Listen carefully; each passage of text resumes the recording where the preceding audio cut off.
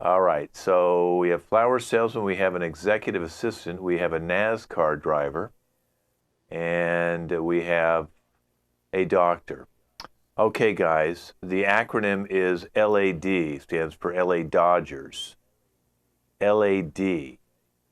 Okay, but it doesn't stand for L.A. Dodgers to you guys, so raise your hand, I'll pick on you, and you can tell me what it means related to your field of expertise. L.A.D. Okay, let's go to the NASCAR driver first. Go ahead. You know, I'm going to tell you something right now, all right? When you're out there on that track and you're driving that car 245 mile an hour, and you've had a couple Coors Lights before the race, you're feeling it, you're good. Who can drive sober and win a race like that? You know what I'm saying? But I'm going to tell you something right now. There's one rule we always follow when we are on that racetrack, and that is L.A.D, left and drive. Left and drive. Well, thank you very much. That makes a lot of sense. What's L.A.D mean to one of our other experts? Who's ready? Okay, we have our flower salesman. Well, I've worked with a lot of guys over the years here, and some of them have come and gone as easily as the seasons. However, we have certain codes that deal with particular individuals that you can run into in our line of work here. You could work in a greenhouse, you could work in a flower stand, but you're always going to run into these guys. It's called dendrophilia. Now, these sorts of people are, how we say, physically enamored with plants, and sometimes they can't help themselves. Of course, we've encountered them so often over the years, we have a special code to make certain that if we catch one in our areas of sales, we know to make an announcement so that we don't alarm the public or embarrass the individual.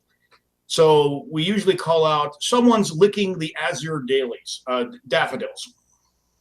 Could be daffodils, could be daisies, but licking the azure daisies. That usually means somebody's deflowering something. Interesting. Okay. All right, so let's go with our executive assistant, Pamela. So there are many responsibilities every day. There are a lot of pressure for executive assistants. You need to make sure that the calendars are updated, multiple calendars. You need to make sure that the coffee is fresh and warm. You need to make sure that the papers are organized on the desk.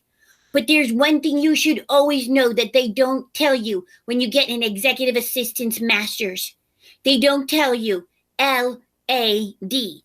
And that means that your male boss is going to be looking at the D's. Make no mistake, they hire you for your boobies. You have to be aware of that and understand that coffee's never enough.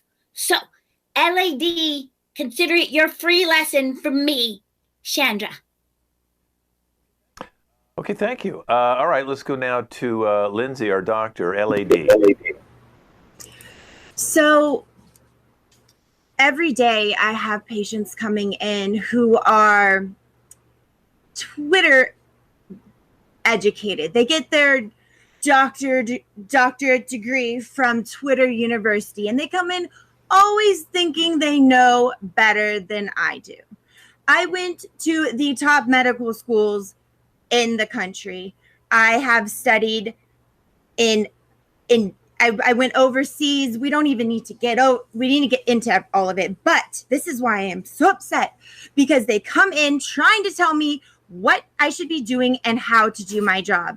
And I always look at them and say, L.A.D., always listen to doctor. L.A.D., always listen to the doctor. Listen always to doctor. Oh, okay, good. I thought the doctor had dyslexia there for a second.